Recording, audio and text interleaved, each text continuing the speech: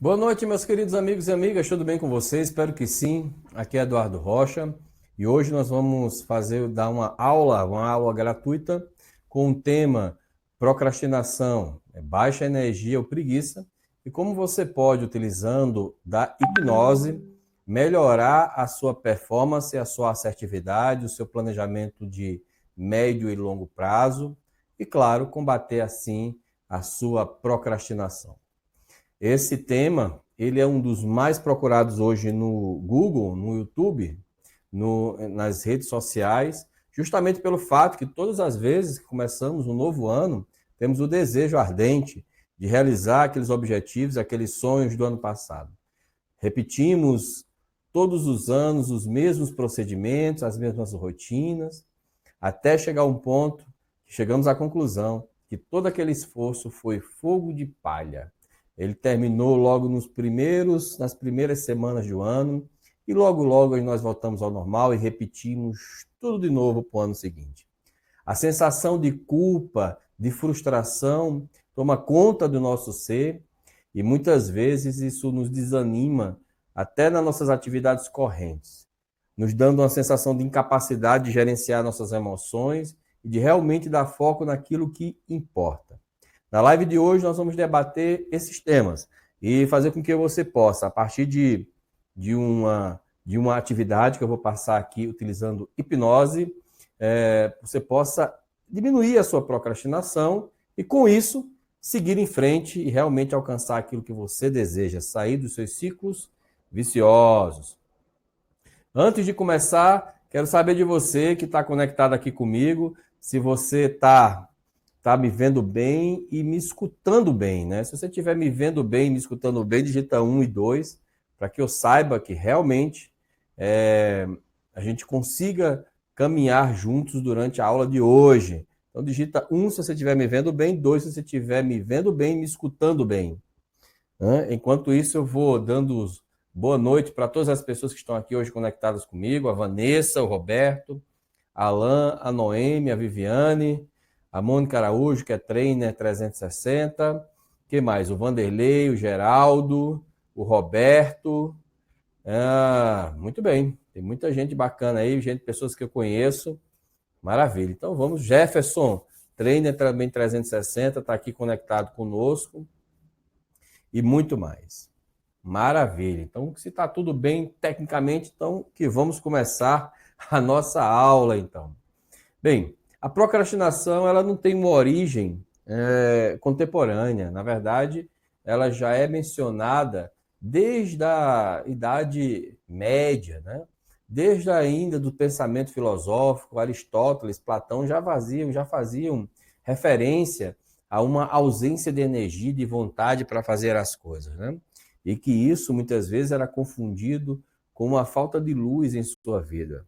Mas foi a partir do estudo desse comportamento que muitas vezes é consciente e mesmo assim ele é recorrente e indesejado, que começamos a perceber que a procrastinação ela tem duas causas, né, dentro desse processo. A primeira é uma causa comportamental, né? Nós nos habituamos a deixar aquilo sempre para amanhã, para depois, né? Procrastinação vem do termo procrastinare, que é do latim, que significa deixar para amanhã. É aquela velha expressão, não, amanhã eu faço, né? Amanhã, se Deus quiser, vou dar tempo. Hoje eu não tive tempo, amanhã eu faço. Vou me preparar melhor, amanhã eu continuo. Não posso fazer agora, amanhã eu faço, né? E por aí vai. Caracterizamos a procrastinação quando você tem consciência de que aquela atividade que você deveria fazer ela é importante, né? Se você está passando a sua atividade para depois porque ela é pouco importante ou for uma demanda circunstancial, isso não é uma procrastinação, é a forma como você gerencia seu tempo e as suas atividades. A procrastinação, portanto, se caracteriza quando você tem que fazer alguma coisa, você sabe que tem que fazer alguma coisa, o teu pensamento traz essa situação recorrente e mesmo assim você não faz. E qual é o motivo que faz com que você não faça isso, né? E aí vem a parte cognitiva, né? A parte comportamental, da gente ficar se habituando a deixar isso para depois. e a parte cognitiva. O que é a parte cognitiva? É quando você percebe que é muito melhor fazer outras atividades, ou seja, é como se você não tivesse a capacidade de gerenciar suas emoções, emoções que muitas vezes te saem da zona de conforto, né? E você prefere, no lugar de fazer o que tem que ser feito diariamente, todo dia, toda semana, para ter um benefício futuro, você, na verdade, prefere fazer uma outra atividade que te dê um ganho imediato, né? Ou seja, a procrastinação ela tem uma relação direta com o nosso mecanismo interno de definir o quanto de ganho nós estamos tendo nas atividades que recorrentemente realizamos. Esses ganhos, portanto, eles podem ser tantos ganhos subjetivos, como, por exemplo, um ganho financeiro, até mesmo um ganho orgânico, uma sensação de prazer, né? Quando você decide mudar de uma atividade importante para uma atividade mais fácil, circunstancial, mas que você vai ter uma recompensa mais rápida. Diante disso, a procrastinação, portanto, ela torna-se benéfica quando você percebe que seria mais interessante deixar de fazer aquela atividade um pouco mais complexa, até porque você não está preparado ainda, e se preparar melhor para fazer outras coisas. A procrastinação está muito presente naquelas pessoas que preferem refletir melhor sobre algo. Os artistas, normalmente, eles têm o hábito de procrastinar bastante, porque eles querem sempre ter a sensação de insight, de ideias. E como essas sensações de ideias podem recorrentemente permitir que aquele artista tenha a sensação de que ele só produz quando ele está criativo. Você já imaginou se você só fizesse o que você tem que fazer quando você está criativo, né? Quando você está com boa vontade ou motivado? Praticamente muito do que você conseguiu até hoje você não conseguiria, porque eu te digo e confirmo, certamente os seus resultados não foram baseados somente em comportamentos, em atividades que você fez, que você acreditava que seriam mais importantes, mais prazerosos, que teriam mais prazer. Muitas vezes você teve que fazer coisas que você não gostava, mas teve que ir lá e fazer. Então, a procrastinação ela tem essa característica, nós sabemos o que tem que ser feito, mas na hora H a gente não faz, a gente protela. E isso gera em nós uma sensação de desconforto, muitas vezes. Do ponto de vista cognitivo, isso traz à tona uma sensação de incapacidade, e o resultado disso, né, é muitas vezes uma atitude mais punitiva, né, de culpa e de remorso por não ter feito aquilo que a gente fez. Isso acontece com praticamente todo mundo no final do ano, né? Quando você olha para trás e diz assim, puxa vida, eu prometi para mim mesmo que iria ter uma alimentação saudável, eu prometi para mim mesmo que iria estudar um outro idioma, que eu ia terminar a faculdade, e nada daquilo que eu prometi eu consegui cumprir. E isso te dá um mal-estar. Diferente da autossabotagem que nós falamos a semana passada, onde o processo de autossabotagem ele traz um reforço positivo, você acha que está fazendo a coisa certa. Na procrastinação, você sabe que está fazendo a coisa errada, ou seja, que você poderia fazer algo melhor, mas você vai lá e não faz. Você simplesmente diz assim, cara, eu não vou fazer esse negócio. Então, Vanderlei está dizendo se a procrastinação tem a ver com o perfil comportamental de cada pessoa. Seguramente, Vanderlei. Mas isso é uma questão que a gente vai ver aqui, aprofundar um pouco mais sobre isso. Está muito relacionado a questões cognitivas. Então, muito bem. Então, se a procrastinação é definida por isso, pense por um instante, né? Quantas vezes você procrastinou? Pensa em cenários que você procrastinou, que você deixou para amanhã, né? Reflita agora um pouco e anote aqui. Quais foram os momentos que você deixou para amanhã? Foi um projeto, foi um idioma, foi um curso, foi a realização de uma atividade longa, mais sacrificante, que exija de você um pouco mais de concentração e de foco. Quando foi que você procrastinou? Comente aqui para mim, quando foi que você procrastinou na sua vida? Quero saber quando foi que você procrastinou.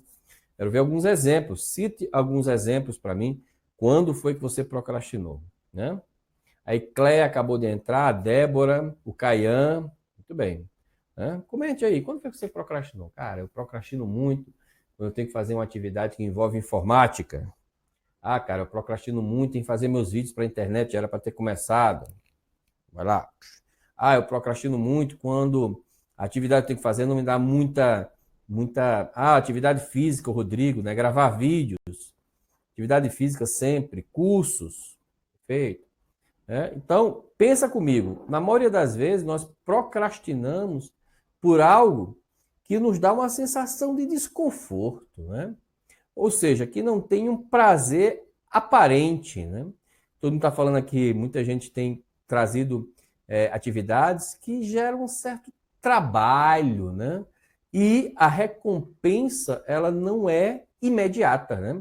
Você pensa assim, atividade física, você não vai fazer atividade física numa semana e acreditar que na próxima semana você está tudo malhadão, bonitão e tal, etc. Você vai ter que fazer isso continuamente, perfeito? Você vai ter que fazer isso continuamente para você ter um resultado lá no 6º mês, no 7º mês, no 8º mês. Quando você pensa em aprender o idioma, você não vai entrar no curso de idiomas e aprender aquilo rapidamente. Você vai ter que estudar para que, quem sabe, daqui a 2 anos você tenha fluência, eu viajo para fora do Brasil e posso usufruir desse aprendizado de idiomas. Então, não estudar, né? Procrastina para não estudar. Estudar é uma coisa que você não tem ganho imediato, né? Você estuda para um dia você acreditar que sabe alguma coisa e dar um curso, fazer uma prova para concurso. Ou seja, todos esses exemplos que vocês estão me dando aqui está muito relacionado às suas atividades que a gente chama de atividades com recompensa de longa duração. Ou seja, são aquelas atividades em que você, por algum motivo, só vê essa recompensa lá na frente. E vendo quando o negócio é chato, perfeito, Débora, quando não tem prazer, né? Quando não tem prazer. Desenvolver o hábito da leitura, perfeito. Então você acaba deixando para amanhã, você vai deixando para amanhã, vai deixando para amanhã. Como é uma atividade longa, né? Procrastinar justamente deixar para amanhã, você diz, amanhã eu começo. Amanhã vai ser um novo dia, né? Vai ser um novo dia, eu seguramente vou começar a falar um pouco mais sobre isso, e se Deus quiser vai dar tudo certo. Amanhã eu vou acordar mais disposto. Tem pessoas que até adoecem para não fazer as atividades que têm que ser feitas. Então, diante disso, pensa comigo. Se a procrastinação está muito ligada a esse ganho futuro, se é a sua capacidade de fazer esse planejamento que é o teu grande diferencial, e agora você se vê no desafio em que você tem um prejuízo de não poder fazer esse planejamento a longa duração, porque não tem o ganho vai acontecer lá na frente, e ao mesmo tempo você tem que exercitar a sua capacidade cognitiva de linkar tudo isso. Bem, aí você tem os ingredientes fantásticos da procrastinação do ponto de vista cognitivo comportamental, que é justamente o hábito, você começa a desenvolver o hábito de deixar tudo para depois. Né? É melhor as atividades imediatas, né? Eu tenho aqui um planejamento para fazer que eu só vou apresentar esse planejamento daqui a 90 dias. Eu penso, daqui a um mês eu faço. Mas hoje eu preciso fazer alguma atividade rotineira aqui em casa, uma demanda. E normalmente os procrastinadores, eles dizem assim, não, cara, eu tive que fazer isso foi importante para mim. Eles justificam a sua procrastinação, dando importância e agregando valor àquelas atividades imediatas. Do ponto de vista biológico, mas antes de entrar no ponto de vista da neurociência, o que a neurociência fala em relação à procrastinação? Será que existe uma ligação do funcionamento bioquímico do cérebro em relação à procrastinação? Bem, eu vou responder essa pergunta daqui a pouco, mas antes eu quero saber de você. Está sendo interessante essa aula hoje sobre procrastinação? Está ligando alguns pontos? Está conectando alguns pontos? Está percebendo que você pode começar a perceber que há jeito de você se tornar uma pessoa mais assertiva, mais proativa e com isso evitar a sua procrastinação? Se você está acreditando que isso é bacana, fala aí sobre como é que você está se sentindo em relação a isso. Você pode sim vir a participar de todo esse processo aqui junto com a gente nessa live. Vai comentando aí, vai comentando se faz sentido para você, se realmente Rodrigo Trainer 360, nosso trainer aqui também, tá aqui conectado conosco. Faz sentido? Tá fazendo sentido para você? Rafa, exatamente. É difícil você saber quantos sonhos você está deixando para trás, né, cara? Essa sensação recorrente de que realmente parece que existe um universo contra nós. Mas se eu disser para você que muito desse processo pode ser bioquímico. Caramba, aí se foi, hein? Excelente momento de reflexão, Jefferson. Muito interessante. O que mais?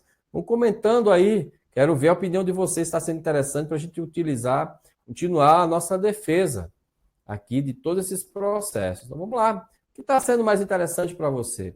Quais são os pontos que você está conectando que permitem que você possa ter uma percepção?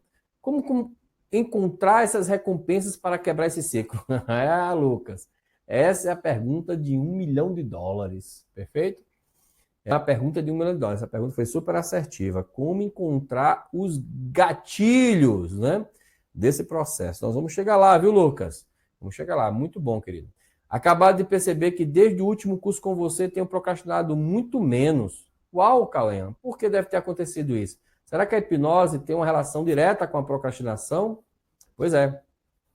Antes de responder a pergunta de como biologicamente a procrastinação pode interferir nessa sua vida, eu vou falar um pouco agora sobre, vou deixar esse tema em pausa e vamos falar um pouco agora sobre hipnose, né? O que é hipnose? Como ela pode nos ajudar nos desafios e nas dificuldades cognitivas, comportamentais, biológicas que nós temos, a partir da possibilidade de mudar profundamente a nossa psique, mudar profundamente essa máquina maravilhosa chamada mente humana, que é capaz de, ao mesmo tempo, nos impulsionar em relação a sonhos e sucesso, também nos derrubar para uma trajetória de desgraça, de tristeza, de ineficiência, de depressão, onde as duas faces ela está fazendo a melhor coisa que ela poderia fazer para você, né? O que é hipnose? Vamos começar, eu gosto de começar falando sobre hipnose, dizendo o que não é hipnose, né? A hipnose ela não está ligada a nenhum tipo de ritual, de magia, né? A hipnose ela não tem como alicerce do seu processo elementos químicos externos. Apesar de você poder levar o transe à pessoa com elementos químicos externos, não necessariamente esse é o ponto central de você levar a pessoa a um estado hipnótico, tá? A hipnose, ela não significa o controle de uma pessoa sobre a outra. Muito pelo contrário.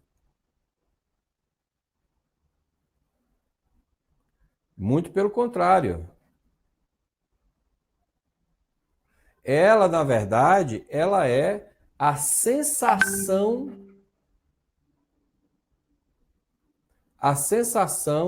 de predominância dentro desses processos. Ou seja, quando a gente pensa, né, na hipnose, eu vi uma mensagem aqui falando que está um pouco de delay em relação ao vídeo e o áudio, né? Pode ser que a gente tenha isso em relação ao Webinajan, mas isso não dá para resolver agora, eu vou continuar. Se vocês estiverem percebendo isso, esse delay, na próxima a gente vai resolver isso. Mas está dando para assistir, pessoal? Está dando para assistir essa live desse jeito, com esse um pouco de delay? Tá bom para vocês assim? Oi? Tá tudo bem, pessoal? O Alex está comentando. É curioso que sabemos que admitimos que é mas mesmo assim continuamos fazendo. Exatamente. Tá beleza? Tá sincronizado o áudio com o vídeo, Rodrigo? Tá bem sincronizado? Aqui tá ótimo. Então eu vou continuar. Normal para mim. Então deve ter sido alguma... eu recebi um feedback aqui no meu celular, eu fiquei um pouco preocupado, mas está tudo bem. Então vamos continuar então. Deve ser a pessoa especificamente. Então vamos lá. Então vamos continuar. Então a hipnose, ela não é nada disso. Ela não tem relação com magia, nem com nada disso. Então, como foi que tudo começou? Na verdade, a hipnose ela já existe há muito tempo. A prática com a hipnose é documentada desde a época dos egípcios, dos sacerdotes, né? Essa prática de você induzir uma pessoa a um estado de consciência alterado, ou seja, um estado diferente do estado de vigília e do estado de sono, já que a gente caracteriza também o estado de sono como um estado de alterado, perfeito? Onde a pessoa está parcialmente desligada do meio, parcialmente, e com isso ela consegue limpar a sua capacidade cognitiva, de pensamento, deixando com que ela prepare sua mente para um processo de aprendizado limpo, um processo de aprendizado que permita com que ela possa, por meio de uma sugestão externa, mudar uma ideia, mudar um comportamento, mudar uma sensação, um sentimento. Então, o foco central, o cerne da hipnose, é justamente a capacidade que você tem de, entrando nesse estado, a tua mente ficar pronta para uma mudança, né? Seja ela uma mudança referente a uma crença, seja ela referente a uma mudança no sentido e no significado de uma experiência, que a gente chama de ressignificação, seja ela na mudança de uma sensação em relação a um gatilho especificamente, e por aí vai. Qualquer mudança que envolva um pensamento, um sentimento, um comportamento, onde essa mudança é feita por meio de uma sugestão, né, uma sugestão linguística, nós caracterizamos isso como um estado hipnótico. E por que um estado hipnótico? Porque os seus mecanismos de crítica, eles estão desligados, eles estão abaixados, estão em estado de dormência, vamos dizer assim. Com isso, a tua mente ela fica muito mais receptiva a uma nova ideia, né? Então, por exemplo, uma pessoa que está no estado hipnótico, no estado de transe, antes ela poderia dizer assim, eu não vou comer doce porque eu não consigo parar de comer doce. Quando eu vejo um brigadeiro, eu sinto saliva, vou lá e avanço no brigadeiro. No estado hipnótico, o hipnólogo pode realizar uma sugestão que quando ele veja o brigadeiro, no lugar dele sentir a salivação do prazer do brigadeiro, ele vai sentir uma repulsa, um nojo. Com isso, ele deixa de ter o comportamento compulsivo, porque ele começa a ter naturalmente uma repulsa em relação àquele brigadeiro. Isso é apenas um exemplo, né? Um outro exemplo curioso é que antes você tinha uma sensação de que você não gostava, tinha muito medo de falar em público, porque você, quando era criança, quando você era adolescente, você foi apresentar um trabalho lá na sua escola e a professora, ao lhe apresentar, os alunos jogaram papel em você. E todas as vezes que você vai falar em público, você lembra dessa cena e aí você começa a se tremer e tal, etc., porque a tua mente começa a acreditar que esse fato irá se repetir, mesmo sabendo que não. Com a hipnose, eu posso fazer com que a pessoa que tenha essa lembrança, ela mude o significado disso, fazendo com que ela perceba que isso foi um aprendizado para ela e que ela pode se fortalecer e desenvolver os mecanismos de enfrentamento e de defesa, evitando que isso aconteça novamente. Quando ela sai do estado de transe, aquela memória que era o gatilho dessa sensação intermitente de ansiedade, ele é suspenso, ele é interrompido. Esse gatilho vai para o que a gente chama de uma remissão, ou seja, ele vai ficar lá na sua mente quase esquecido, no seu inconsciente, e existe uma nova ideia por trás disso, que é a ideia que você vai acessar sempre que você for falar em público. O resultado disso é que as pessoas simplesmente têm mudanças incríveis com a hipnose. Perfeito? Então, a hipnose ela é definida dentro da Associação de Psicologia Americana como um procedimento na qual um pesquisador, uma pessoa, sugere mudanças num comportamento, sentimento e pensamento de um cliente, de um paciente ou de outra pessoa. E a partir do momento que essa sugestão ela é aceita, a mente do indivíduo fica preparada para um processo de mudança, um aprendizado genuíno, um aprendizado não condicionado, né? Um aprendizado ali mais profundo, permitindo que você, com isso, possa mudar a forma como você olha o mundo, a forma como você reage com o mundo, a forma como você entende o mundo, e aí você mudando esses aspectos, você muda o seu comportamento. Então a hipnose é esse estado, serve para isso. A hipnose sozinha não faz absolutamente nada. Ela é apenas um estado de consciência alterada, como muitos outros, como por exemplo yoga, meditação. A hipnose tem que vir associada a um processo terapêutico estruturado, para que a partir daí você tenha ganhos em uma terapia, por exemplo. Agora, do ponto de vista biológico, a hipnose ela tem uma característica. Como ela adormece esse fator crítico, esses filtros de percepção que são desenvolvidos no neocórtex, né, que é essa área nova aqui do nosso cérebro, essa área cinzenta, ela atua basicamente aqui, né, onde está a sua consciência, por isso que é considerada um estado de consciência alterada, né, onde está toda a sua consciência, é formado tudo isso. À medida que você relaxa, que você desliga isso, mesmo parcialmente consciente, te permite ter alguns ganhos nesse processo, mesmo que você não faça nenhum procedimento terapêutico. Né? O fato de você relaxar a sua fisiologia, fechar seus olhos, limpar sua mente e inserir contextos positivos, contextos fortalecedores, já irá te trazer benefícios incríveis. Né? Só isso já vai te trazer benefícios incríveis. E associado a isso, as sugestões, as estruturas, as estratégias que podem desenvolver habilidades e até mesmo competências, aí o combo é plus, é master nesse sentido. Né? Então a hipnose, ela nada mais é do que um estado de consciência alterada, como qualquer outro, onde o hipnólogo sugestiona a mente desse sujeito.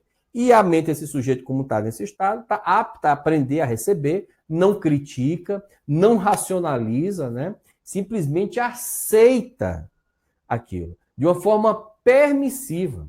Então podemos inferir que a hipnose, portanto, ela é uma atitude permissiva colaborativa. Eu só consigo hipnotizar outra pessoa se ela desejar e colaborar comigo. Se eu conseguisse hipnotizar uma pessoa sem ela querer, cara, seria muito bom. Já teria ido num congresso nacional aqui em Brasília, né?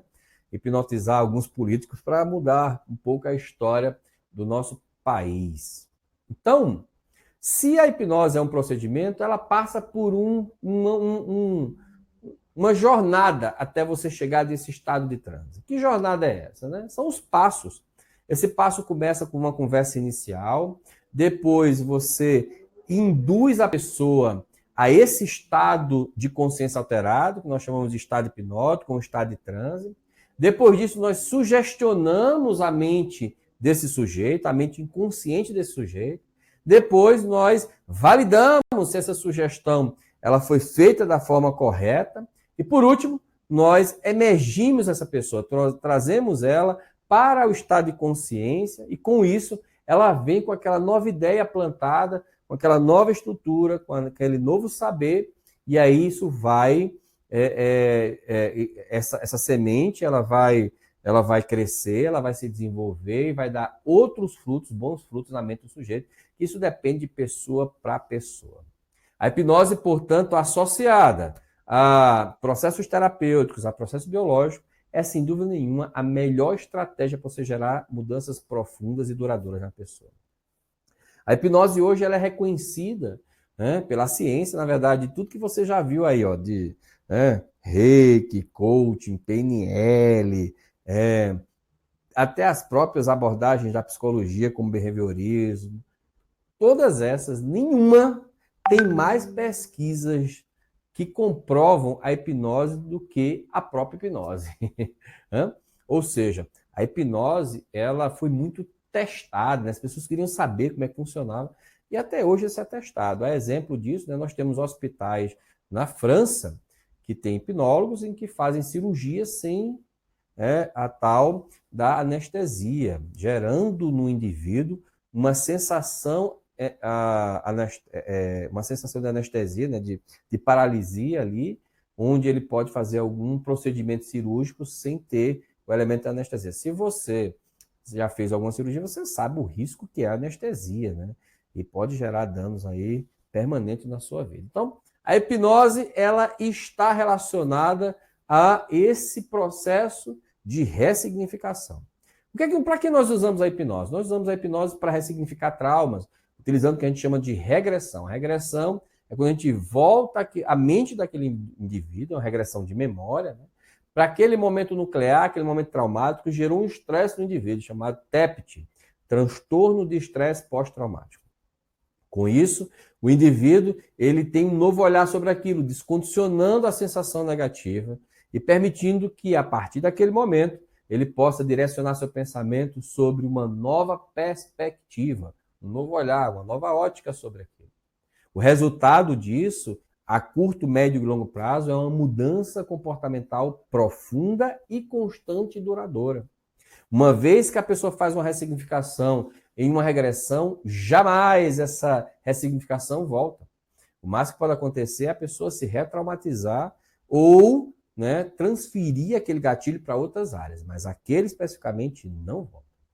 E nós já sabendo disso, no processo de hipnose, a gente atua sistemicamente para evitar mecanismos de transferência, né, de uma área para outra, eliminando qualquer possibilidade de fuga daquele gatilho e, claro, condicionando a pessoa para que ela possa ter uma nova forma de viver e de agir em relação à vida. Uma outra característica, uma outra aplicabilidade para a hipnose é você utilizar a hipnose como desenvolvimento de novos comportamentos, né? Comportamentos associados, operantes, fazendo com que você junte duas ideias que praticamente não tinham nenhuma ligação, levando prazer para comportamentos que não tinham prazer. Isso na procrastinação é bem interessante. Você começar a desenvolver prazer em atividades que antes não tinham prazer nenhuma, tirar o excesso de impulsividade, de ansiedade de alguns contextos, né? Fazer com que você tenha a sua intuição e a sua criatividade no planejamento de longo prazo, esse planejamento futuro, de uma forma mais assertiva, alinhado com seus valores e não distorcida, de uma forma muito adaptada com o externo. Ou seja, a hipnose ela pode atuar tanto no passado, ressignificando esses traumas, como também no futuro, permitindo que você possa desenvolver novos comportamentos, gerar novas associações, como no presente, dando mais sensação de presença. Biologicamente, a hipnose, ela tem, o cérebro fica de um jeito diferente de quando você está num estado de consciência alterado, né?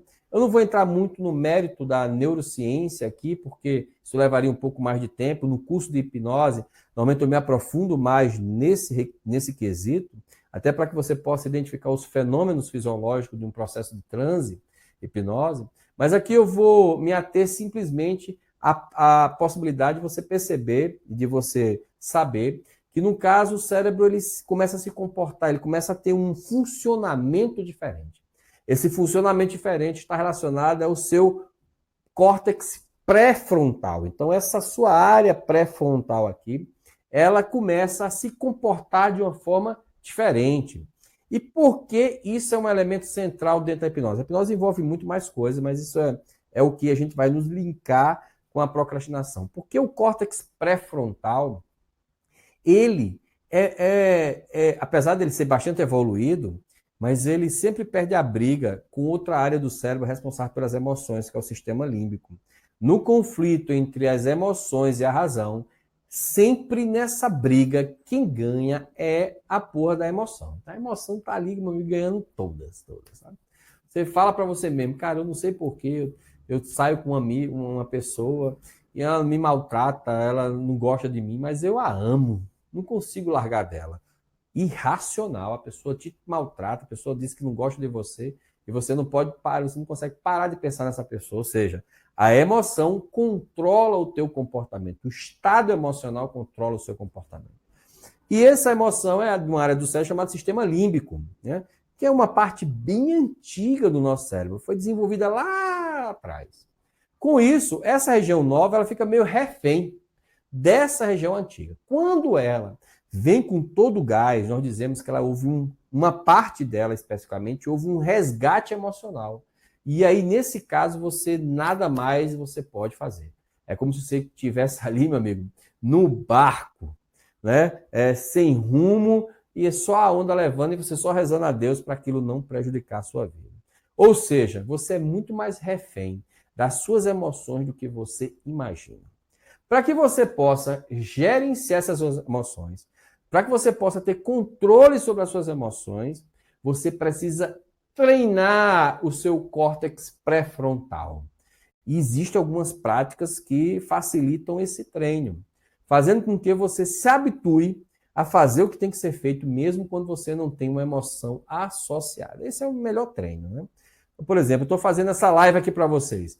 Eu gosto de fazer a live Mas a parte de preparação da live é uma coisa meio chata estudar esses conteúdos, apesar de que é um conteúdo que eu gosto bastante. Hoje aqui no INA eu tive muitas decisões a tomar, nós tivemos aqui uma rotina bem pesada, mas mesmo assim eu tive que parar, me preparar, identificar, reler os materiais, pegar meu livro de neurociência, ler, estudar, estruturar como é que eu ia falar esse conteúdo para vocês. E eu vou dizer para você que quando eu estava fazendo isso, eu estava pulando de alegria e contente.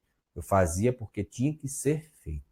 Eu condicionei o meu córtex pré-frontal a gerenciar meus comportamentos e o que eu tenho que fazer, mesmo quando eu não tenho esse estímulo, né, vindo do sistema límbico. Eu simplesmente vou fazer, meu amigo, o que tem que ser feito, né?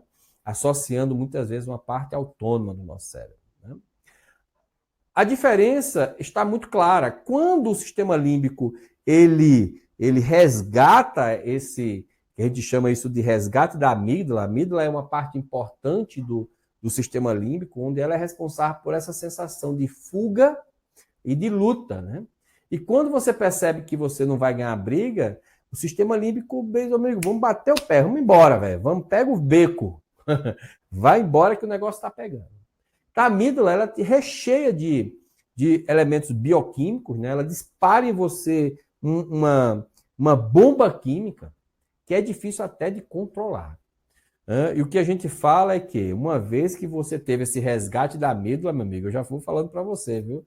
É difícil você sair dela, porque você já foi contaminado, você já startou o estado emocional. E às vezes é uma coisa que a pessoa falou, é um gatilho, se perceber diante disso. Né? Esse é tema para outra live. Bem, voltando agora à procrastinação. Se a hipnose mexe justamente com esse lobo frontal, né? O lobo frontal, especificamente o pré-frontal, que é responsável pelas suas decisões, pela sua atenção, pela sua escolha, muitas vezes operando os seus comportamentos automáticos. E eu tenho lá no meio, no centro do meu cérebro, o sistema límbico inconsciente, que fica disparando uma emoção contrária àquela que meu cérebro está falando. O que vai acontecer desse processo, meu amigo? Briga. E essa briga, o vencedor é a emoção. Perfeito? É a emoção. Bem, com a hipnose, eu consigo baixar esse senso crítico completamente. Perfeito? Baixa o senso crítico. Completamente o teu córtex pré-frontal. E desafogo essa impulsividade da amígdala, permitindo que você, com isso, possa sair esse seu desejo, seu anseio de ter o benefício, a recompensa, o ganho de curta duração, fazendo com que você fique mais centrado, presente, limpo, neutro. Com isso, eu volto o teu sistema de pensamento crítico, né? Volto os teus filtros, volto lá a tua capacidade de autoconsciência, nas tuas guardas de novo. Só que quando ela volta, ela não tem aquela represária emocional. Ela simplesmente diz assim, poxa vida, eu não estou sentindo vontade de fazer outra coisa. Eu vou fazer isso aqui mesmo, porque eu não sinto vontade mais de fazer outra coisa. Com a hipnose, eu consigo, baixando esse estado emocional negativo, de impulsividade, ainda fazer algo que é bem interessante, porque eu só vi a hipnose fazer isso, né? Nunca vi nada parecido. Com a hipnose a gente consegue, por meio de uma sugestão, que é transferir de uma forma não associativa esse gatilho de impulsividade de uma área da sua vida para outra. Né? É como se eu dissesse o seguinte, ó, eu estou sem vontade aqui de ir para ir para academia, né? Eu deixo sempre de ir para academia amanhã. Com um procedimento hipnótico, eu posso trazer a emoção, o gatilho emocional de uma área, de outra área que você tem, por exemplo, você gosta muito de jogar videogame, e associar isso à academia. É como se você fosse para a academia com a sensação de que fazer esteira é jogar videogame. Né? A partir daí, eu consigo estruturar um processo de mudança. Agora, atenção que eu vou falar aqui agora para você. Não é milagre. Vai precisar de reforço, Eduardo? Vai sim, senhor. Vai precisar de auto-hipnose? Vai sim, senhor. Mas tem pessoas que conseguem fazer isso com o estalar dos dedos? Tem também. Perfeito? Então, eu tenho tanto aquela pessoa que eu preciso fazer vários reforços, né? Por exemplo, meu processo terapêutico no INER, ele se conclui, né, quando, às vezes em 2 ou 3 sessões, mas eu ainda acompanho a pessoa com 90 dias e com 180 dias para fazer um reforço. Perfeito? Agora, há pessoas que você faz uma intervenção com a pessoa com estado hipnótico e a gente não entende quais são os critérios em que isso acontece. A única percepção que nós temos suspeita é que essas pessoas são muito mais suscetíveis ao fenômeno do que outras. Para essas pessoas, nós chamamos elas de sonambúlicas, né? Não porque elas saem à noite com os olhos fechados, não, porque elas têm essa característica de serem extremamente suscetíveis, né? Isso é um caminho de pensamento, mas eu já peguei pessoas que não eram suscetíveis e que, quando elas entraram num transe mais profundo, elas tiveram uma mudança sistêmica, uma mudança em várias áreas da sua vida, a partir de 1 ou 2 sugestões linguísticas, né? Ou seja, de fato, a linguagem, quando ela remonta o sentido do pensamento, ela muda a estrutura da tua psique completamente, permitindo que você possa dar mais sentido e mais importância e mais motivação a algumas áreas da sua vida e tirar de outras esse sentido da motivação. Quantas vezes você já chegou assim e disse assim, cara, eu não vou fazer mais isso porque isso não perdeu o sentido para mim, né? Cara, eu não consigo mais fazer isso, né? Isso acontece muito com jogos, né? Algum vício que você tem. Algumas pessoas fumam durante o ano, a vida toda. Uma hora para outra, elas pegam o cigarro e dizem, cara, isso não faz mais sentido fumar. E param de fumar imediatamente, né? Quantas pessoas vão ao médico, o médico diz assim, meu amigo, se você não tiver uma boa alimentação, você vai morrer. Você no dia seguinte está comendo batata doce como se fosse a coisa mais gostosa do mundo, né?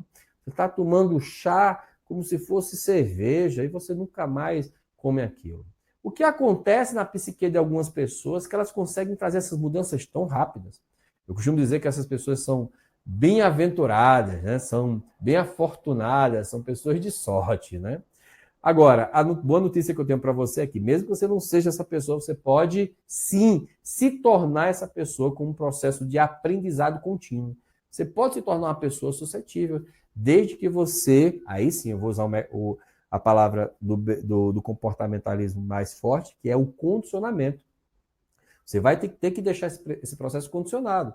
Às vezes um cliente chega na minha clínica, eu faço um teste de suscetibilidade com ele, percebo ainda a necessidade deles entrar mais afinco no processo, aí eu peço para ele assistir alguns vídeos de hipnose, peço para ele ir em alguns shows, caso ele tenha shows por perto, ou eu peço para ele usar a auto-hipnose na vida dele, né? Para ele ir ficando suscetível ao processo.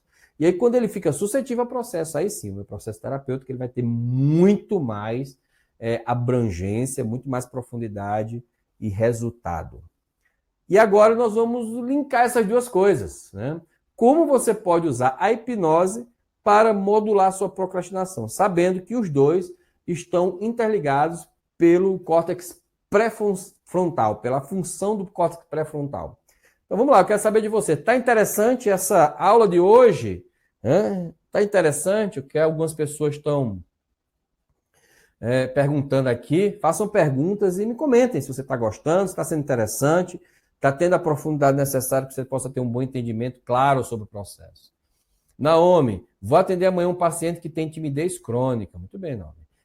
E é possível que a hipnoterapia faça hipnose de mãos coladas, fazer regressão em outra pessoa, mesmo sem nunca ter feito regressão em ninguém?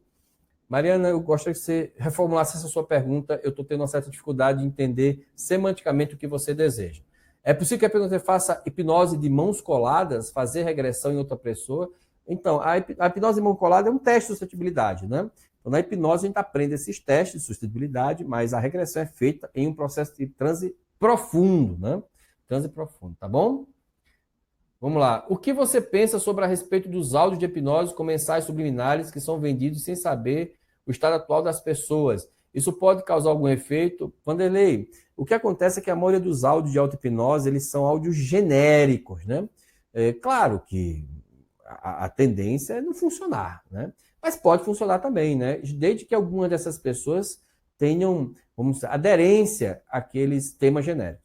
Agora, a melhor prática de um áudio de auto-hipnose é aquele que é desenvolvido para a pessoa, que traga as sugestões específicas para o problema da pessoa, que faça a pessoa entrar em transe sobre a ótica comportamental cognitiva da pessoa, que realmente se alinhe à pessoa. Esse é o melhor modelo, tá bom? Alan está dizendo, show de bola, muito interessante, top, tá interessante, tá muito bom, interessante, agradável o papo, muito bom. Que bom que tá agradável, pessoal. Vamos comentando aí. E quem tiver pergunta, vai fazendo as perguntas que eu vou respondendo nos intervalos. Bem, com isso, com a hipnose, sabendo que é um estado de consciência alterado, um estado que leva a pessoa a um estado de aprendizagem, né? E esse estado ele tem um componente fisiológico, que a gente está comentando agora, e um componente psicológico. O componente psicológico é a capacidade de aceitar sugestões, de mudar ideias, de mudar cenários e contextos. Do ponto de vista fisiológico, o meu corpo fica relaxado, ele fica muitas vezes pronto para uma reprogramação até em níveis fisiológicos, né? E com isso eu posso potencializar. Bem, a procrastinação é justamente a ausência de controle do córtex pré-frontal.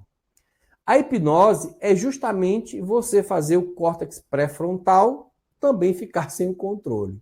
Ou seja, uma pessoa que procrastina, ela tem uma tendência a ser mais suscetível à hipnose. Essa foi a conclusão que eu cheguei de acordo com a minha prática, né? Ou seja, a maioria das pessoas que são altamente procrastinadores, na verdade, elas são altamente suscetíveis à hipnose. Olha só que informação interessante, né? Sendo assim, eu posso fazer o seguinte, eu posso mudar a forma do ganho imediato da mente desse indivíduo, fazendo com que ele, no lugar de ter a sensação de que ele só vai ter o ganho a longo prazo, ele tenha ganhos imediatos, ou seja, numa gestão muito bem estruturada dessas atividades sobre aquela atividade especificamente. Quando ele conseguir fazer isso aí normalmente eu pego uma atividade na área pessoal, uma atividade na área profissional, uma atividade na área de relacionamento e uma atividade na área de qualidade de vida, pego cada uma dessas, gero essa gestão da emoção sobre o ganho a curto prazo, fazendo a pessoa ter ganho a curto prazo sobre a própria operação, mas não necessariamente você precisar daquele ganho, né, de curto prazo, porque o procrastinador ele gosta do imediatismo, né? Ele gosta da sensação de estar terminando alguma coisa rápida, sustentável e segura. Então, com a hipnose, eu removo essa impulsividade, ou seja, eu limpo o cara com o córtex dele baixo, remonto essa estrutura de ganho dele, ou seja, faço ele gostar de fazer pequenas coisas e faço ele também a ter uma visão de ganho a longo prazo. Com isso, ele vai educando a amígdala dele, ou seja, educando o sistema límbico, para que a partir de um movimento, né, de diversas práticas, ele consiga sistematizar isso para as outras áreas da vida dele. E aí a pessoa torna-se uma pessoa mais assertiva, né? Ela torna-se uma pessoa mais centrada. O que ocorre normalmente quando as pessoas passam por esse procedimento é que, ao terminar o procedimento, elas estão mais focadas. Porque o foco é justamente a ausência dessas emoções disfuncionais. Quando você está focado e vem um pensamento, acelerou o coração, gerou impulsividade, meu amigo, aí já era para você. Você perdeu a aposta. Você fica focado enquanto sua mente está dedicada ali, enquanto você está sem ansiedade, sem nenhum resgate emocional. Se eu tiro completamente a função, né, da amígdala em relação a disparar essas substâncias emocionais mais intensas, se eu faço a sua mente ficar concentrada nos sistemas representativos, né, visão, audição e tato, você tende a fazer o que você faz porque você está nesse estado. Então, a tua mente, ela acostuma você. E eu vou te dar uma informação interessante. Você sabe que quando você está lendo, você está em transe hipnótico. Quando você está assistindo um filme, você está em transe. Quando você está, às vezes, até escutando essa live, aí você pode estar em transe, com os olhos vidradinhos. A tua mente está pronta para aprender. Então, se você consegue fazer isso em outras áreas da sua vida, você consegue fazer com a hipnose também. Então, coloca a pessoa em estado hipnótico, verifica qual é a causa, né, se existe algum gatilho negativo, um evento negativo que possa estar gerando essa procrastinação, né? Relaxa esse sistema límbico, deixa a pessoa no estado neutro, né?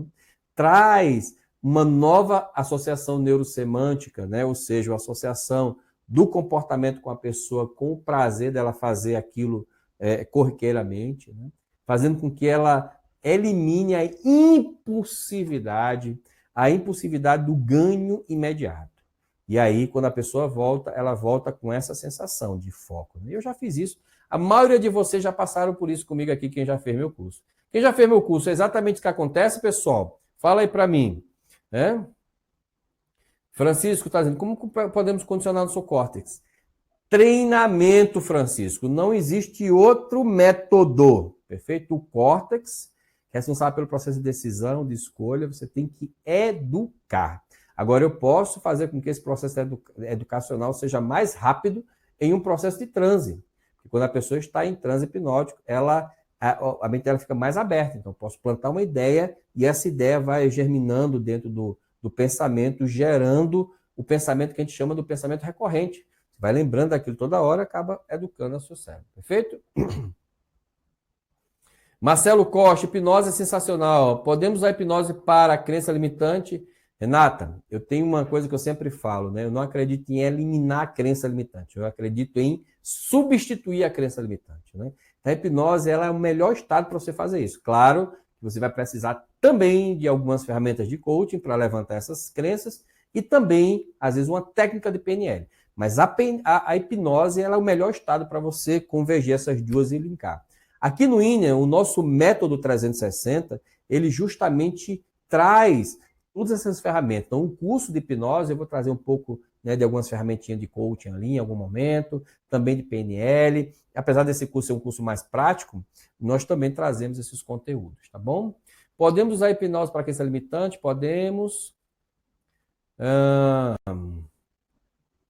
aula presencial, a aula está muito boa, o bom da prática é que quando a gente faz isso na prática, a gente mostra na hora, a gente prova, né? O que é preciso para ser um hipnoterapeuta?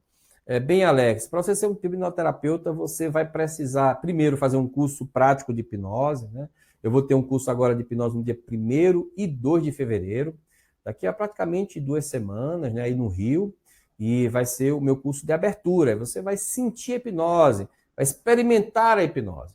Depois, você vai adentrar dentro da área de terapia, né? Você vai escolher qual é a abordagem que você vai entrar. Se você já é um psicólogo, você utiliza a sua abordagem. Se você é uma pessoa que é um terapeuta iniciante, aí você vai precisar fazer ou um curso completo de PNL, ou, de repente, um curso de algum tipo de terapia universal, ou uma outra terapia que te dê uma estrutura. Eu sempre sugiro psicanálise para as pessoas, né? Ou um curso de psicologia, né? Porque aí você vai tendo repositório para isso. Depois você vai fazer, durante esse processo, você faz a minha formação profissional em hipnose, em hipnoterapia, que aí você, junto com isso, já começa a atender e pagar seu curso, né? Eu costumo dizer que se você começar a atender com hipnose, você pode pagar o curso superior que você quiser. Curso de psicologia, de psicanálise, os cursos mais profundos para atender os transtornos mais sérios. Mas com o conteúdo que você aprende nos cursos, você já te permite ter os primeiros ganhos. Viver de hipnoterapia para casos mais simples, né? Atuar, que na minha opinião, 80% de cada 100 casos que eu pego, 20 são muito complexos, eu preciso usar um pouco da minha habilidade de psicologia, de neurociência, de PNL, mas 80% o repositório que eu ensino o curso de PNL é suficiente. E aí você vai pagando o seu próprio curso superior para você se tornar um psicólogo, se tornar um psicanalista, ou se aprofundar, né? Eu costumo dizer que nós somos bastante responsáveis aqui no INER, né? Nós acreditamos que você pode se tornar um hipnoterapeuta a partir desses cursos, mas que você pode complementar para ter uma maior abrangência no teu processo, tá bem? Bem, o transe hipnótico é muito bom, deixa uma sensação maravilhosa. Realmente, botar o transe é magnífico, você já fez isso comigo, perfeito, Cris. Podemos usar a hipnose para deixar âncoras que reforcem a ação depois do atendimento? Claro, é essa a ideia, Lucas.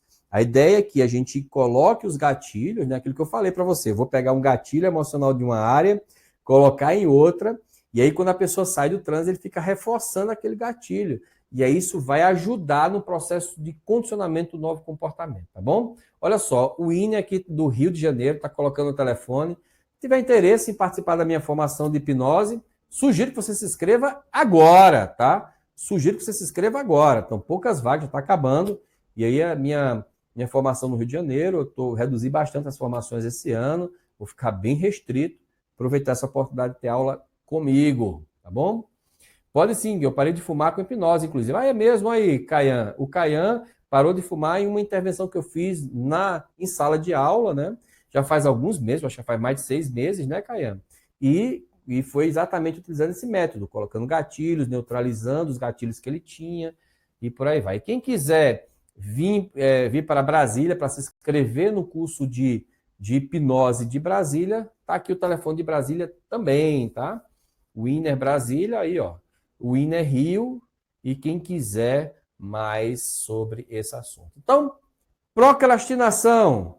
Como é que se resolve? Estado de presença. Em julho do ano passado, já vai começar quase, já passou de 6 meses, né, Caiane? Estado de presença. Como é que você combate a procrastinação? Estado de presença. Processos de hipnose para ficar centrado. E aí eu vou te dar outra dica também, porque aqui a gente acredita que nós estamos aqui para contribuir de alguma forma. Práticas de mindfulness, perfeito? Práticas de meditação.